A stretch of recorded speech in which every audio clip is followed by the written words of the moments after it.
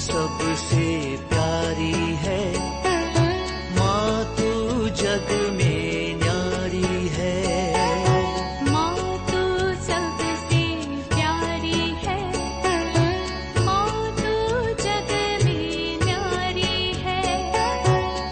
अपने आंचल में रखना, अपने आंचल में रखना, हमें वरदानों से भरना। माँ तू सबसे प्यारी है, माँ तू जग में न्यारी है। माँ तू सबसे प्यारी है, माँ तू जग में न्यारी है। पिता, पुत्र और पवित्र आत्मा के नाम पर आमीन। आप सबों को जय यीशु। आज के क्लास में हम लोग एक बहुत बड़ा एक सीरियस बात पर मनन चिंतन करेंगे। अनेकों लोगों का मेरे पास फोन आता है, मेरे से बातें करते हैं, कई लोग रोते हैं उनके बच्चों के कारण। उनके बच्चे जो माता पिता की आज्ञाओं को नहीं मानते हैं। कई लोग नशे में हैं, गलत दोस्ती में हैं। कई लोग घर छोड़ करके भाग रहा है। अन्य विश्वास में शादी विवाह हो रहा है। विवाह के पहले किसी को साथ में रखा है, किसी के साथ जाकर के रह रहा है। पढ़ाई के नाम पर या नौकरी के नाम पर बच्चे घर से माता पिता से दूर जाते हैं। इसके बाद बच्चे माता पिता के अधीन नहीं आ रहा है, उनसे बातें नहीं करते हैं। इस प्रकार रोने वाले अनेकों माता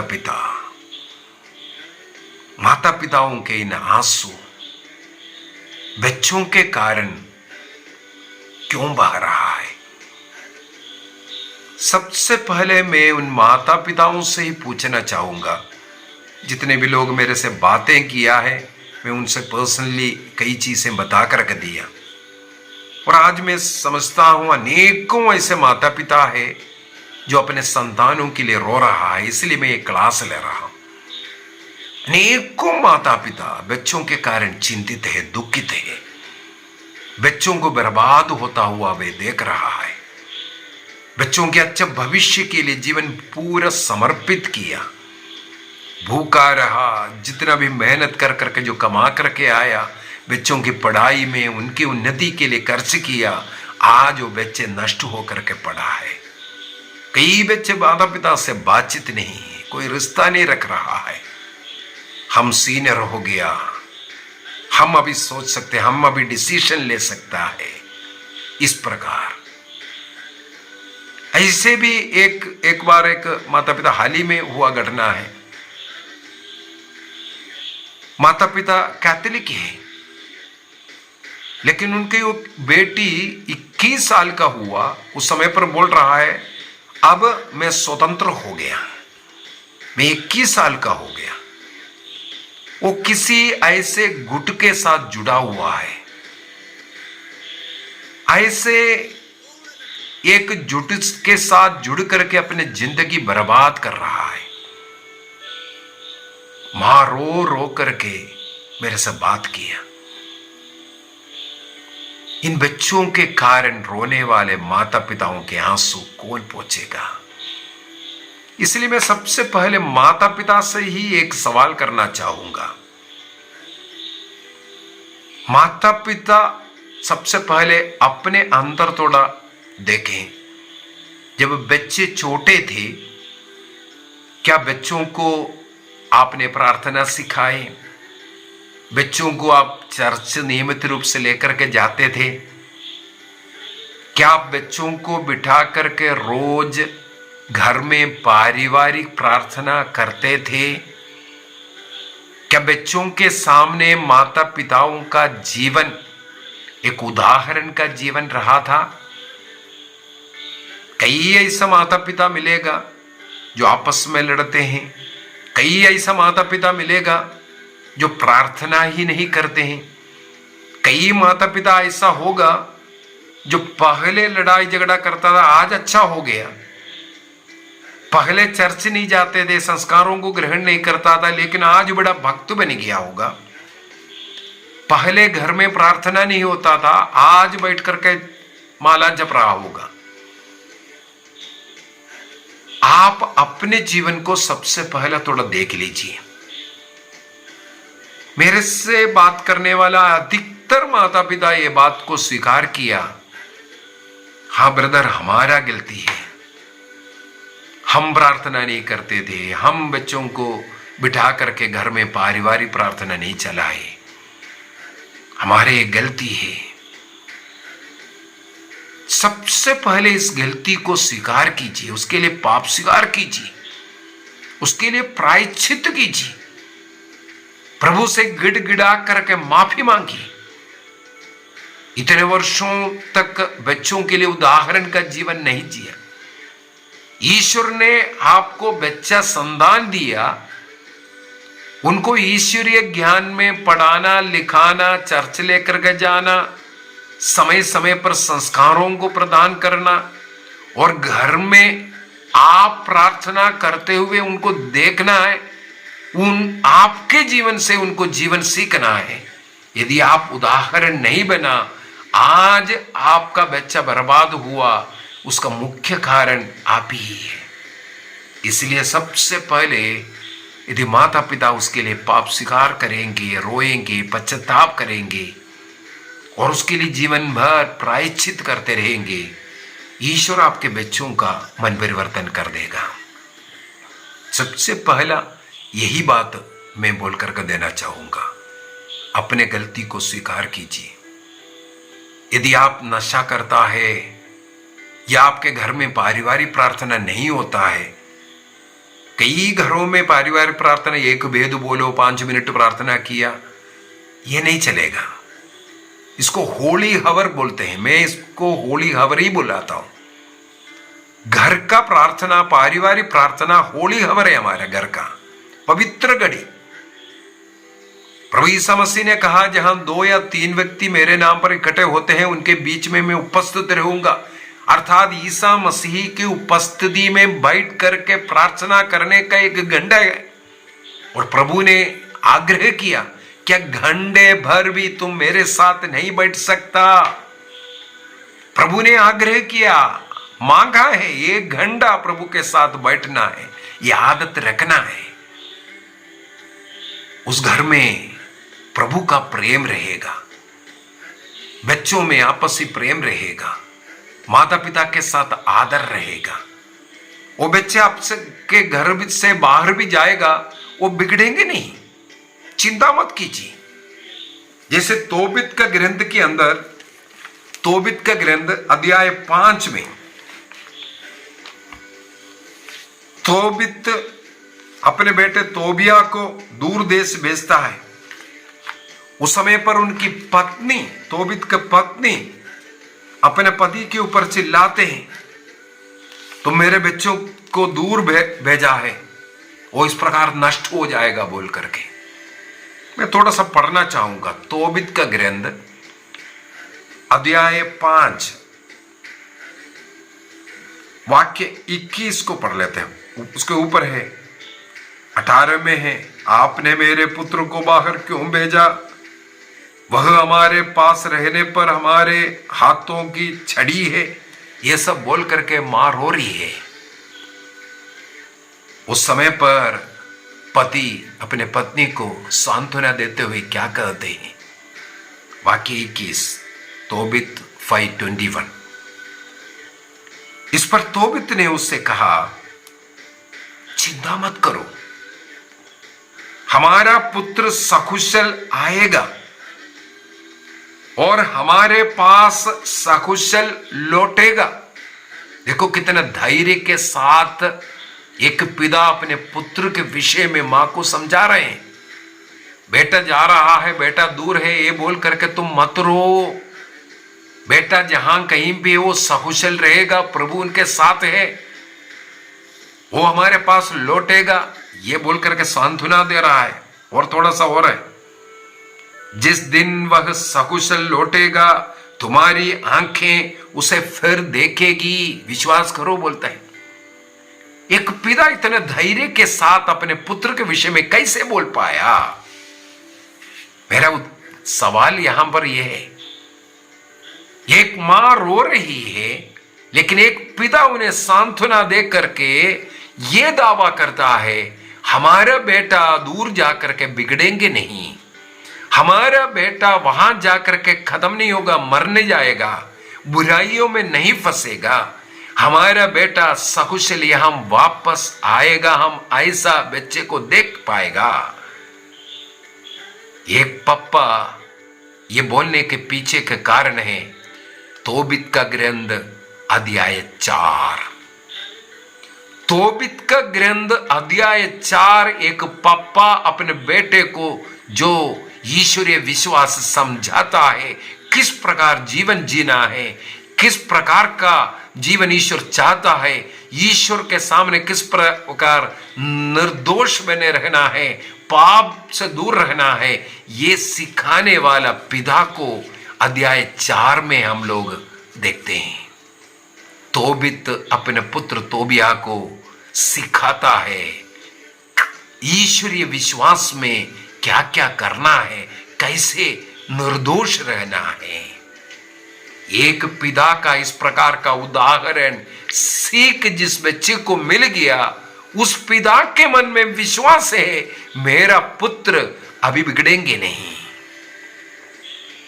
हर एक माता पिता से मैं यही आग्रह करूंगा, तोबित का ग्रंथ अध्याय 4 बहुत ही सुंदर है, अपने जीवन में भी उतारना है और अपने बच्चों को भी सिखाना है, तभी बच्चा सीखेगा।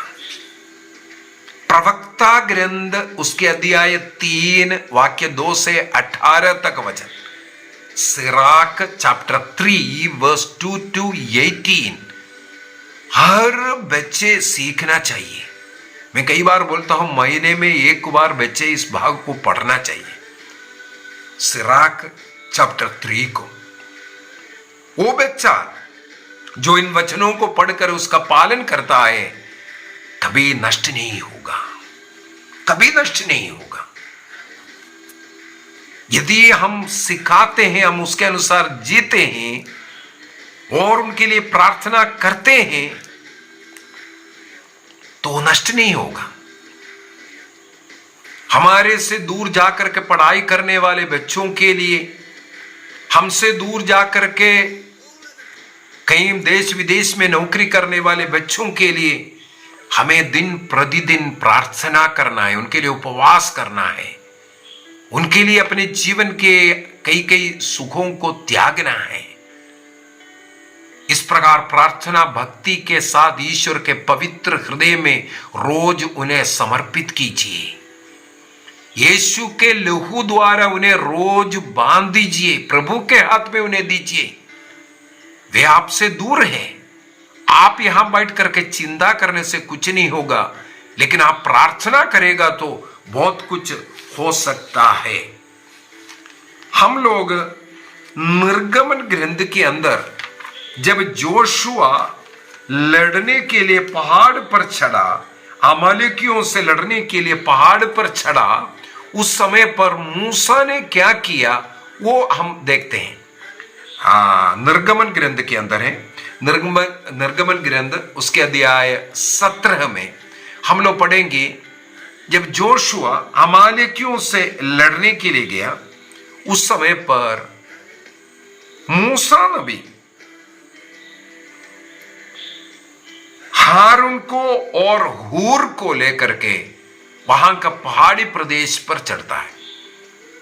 वो लड़ने के लिए, लड़ाई के लिए नहीं गया, जोशुआ लड़ने के लिए गया, जोशुआ के साथ सेना गया। तब उनका अगुआ मूसा, हारून और हूर ने क्या किया, वो पहाड़ पर चढ़ा। पहाड़ का मतलब है ईश्वर के पास पहुंचा। इसके बाद सुबह से शाम तक अपने दोनों हाथों को ऊपर उठाकर प्रार्थना करता रहा। यहां पर लिखा हुआ है मूसा जब तक हाथ ऊपर कर रखा अर्थात प्रार्थना में था,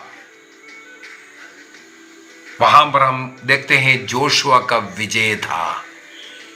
हाथ थकने के कर रहे, थक गया, इतना लंबा प्रार्थना क्या करना है बोल करके जहां थका, जहां हाथ नीचे किया, मूसा ने देखा उस समय पर जोशुआ हारने लगे।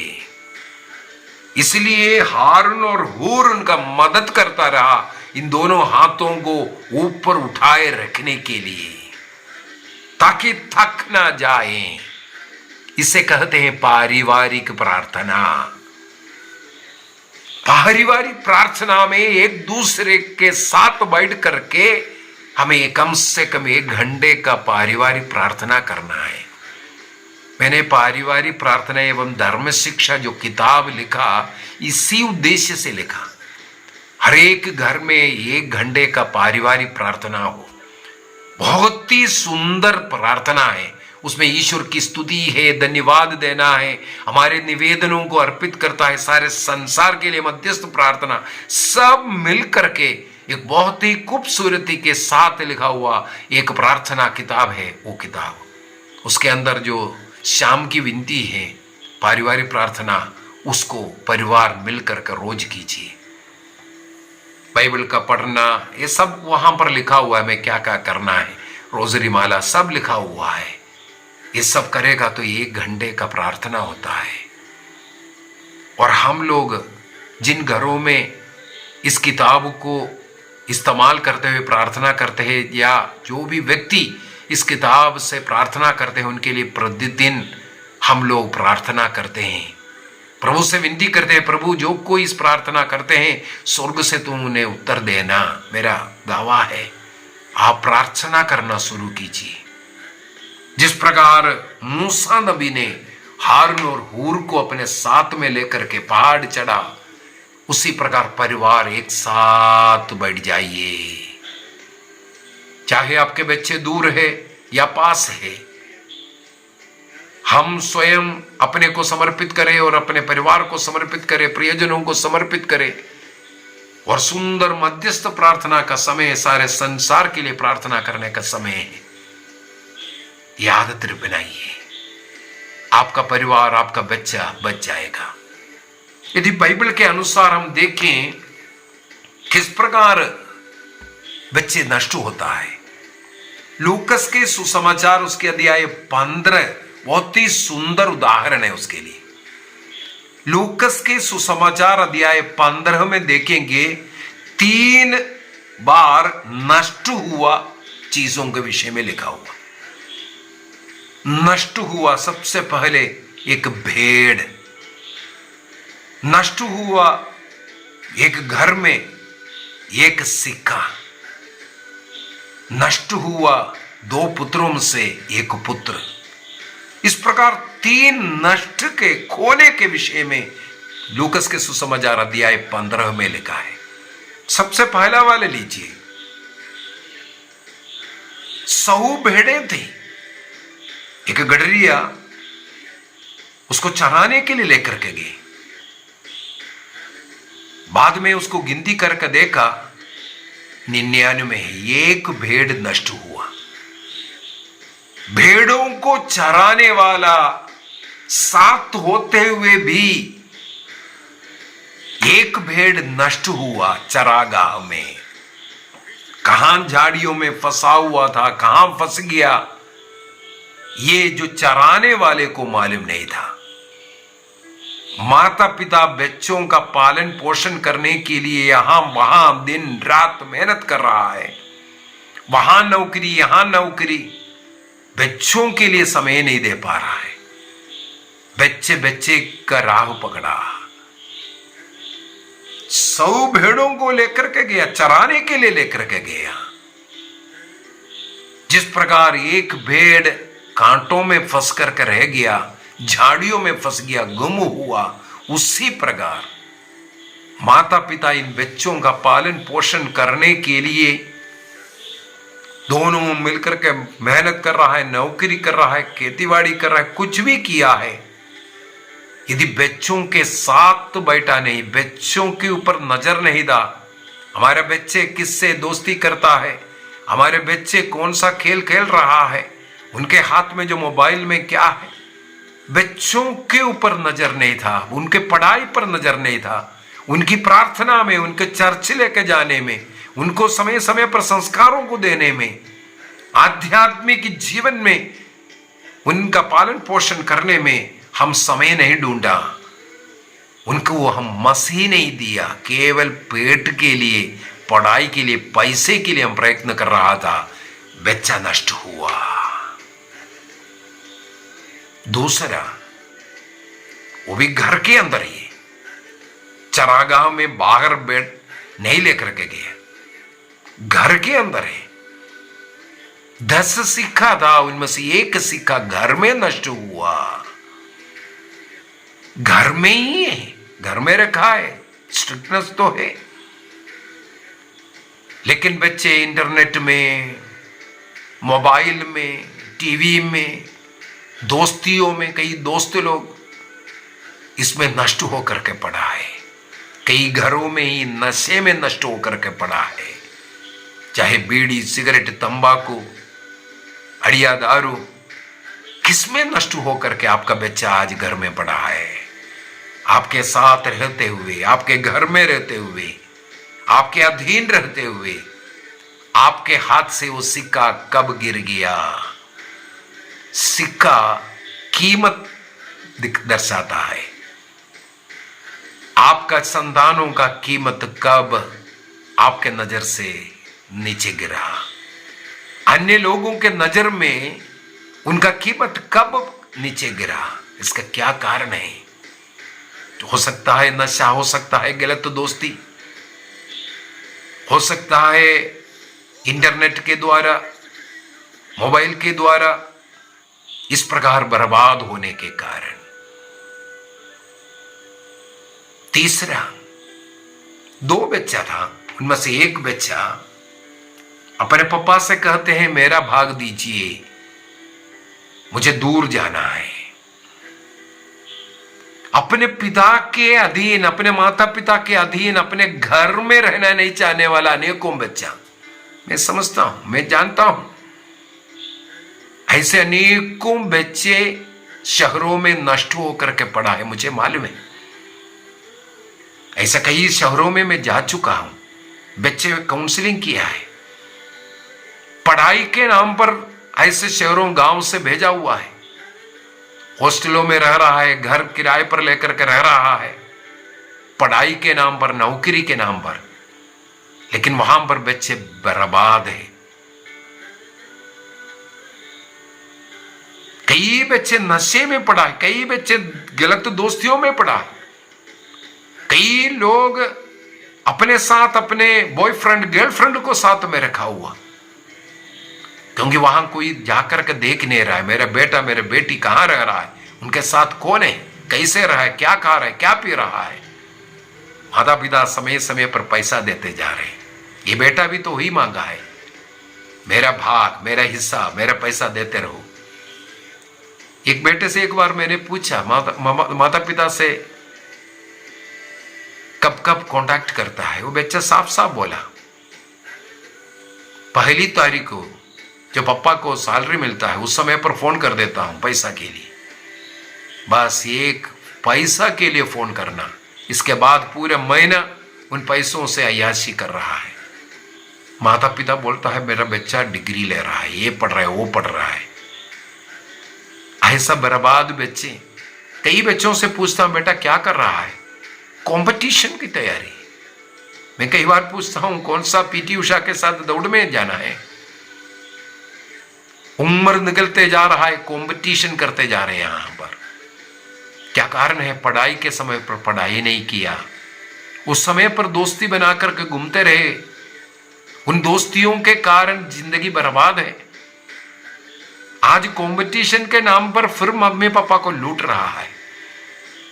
माता पिता अनजान बनकर के, जानते होंगे, अनजान बनकर के बच्चों को पैसा देकर उनका बर्बादी का कारण बन रहा है। आज बेटा कहते हैं मेरा भाग दो।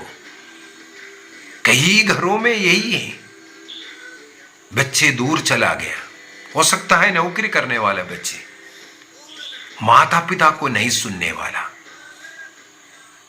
चाहे माता पिता कितना बूढ़ा बूढ़ी हो गया हो, आपका विवाह भी क्यों ना हुआ हो, माता पिता ही है।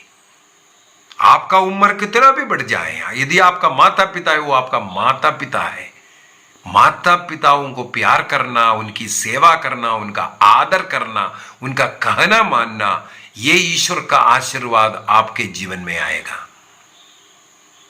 प्रवक्ता ग्रंथ 3:11 में यही लिखा हुआ है, माता पिता का आशीर्वाद से बच्चों का घर सुदृढ़ बनता है, और माता पिता के आंसू यदि घर में गिरता है, घर का नींव उखड़ जाएगा। आपका जिंदगी का नींव उखड़ने के पीछे का कारण माता पिता का दुख हो सकता है। इसलिए बच्चे सुधर जाइए। प्रवक्ता ग्रंथ अध्याय 30 में बच्चों को किस प्रकार पालन पोषण करना, इसके विषय में लिखा है। Sirach chapter 30। ये माता पिता पढ़ना, बच्चों को बचपन से अनुशासन में रखना। जहां बातों से मानता है, बातों से, डांटों से तो डांटिए, जहां प्यार से मानता है प्यार दीजिए, लेकिन जहां डंडे की जरूरत है वहां डंडा दीजिए। इस प्रकार बच्चों को अनुशासन में रखना है, ईश्वरीय विश्वास में, प्रार्थना में रखना है, यह जरूरी है। माता पिता क्यों रोना पड़ रहा है आज? बच्चे प्रार्थना में नहीं बैठते, बच्चे मानते नहीं हैं, बच्चे नहीं सुनते हैं। ऐसे बच्चों को आप पालन पोषण कर रहा है। मुझे मालूम है, ऐसे एक घर में मुझे लेकर गया, जिस घर में मां अपने पुत्र को दारू पिलाता है। वो नहीं तो चिल्लाएगा, चीखेगा, घर से जाएगा, पैसा देता है, पिलाता है।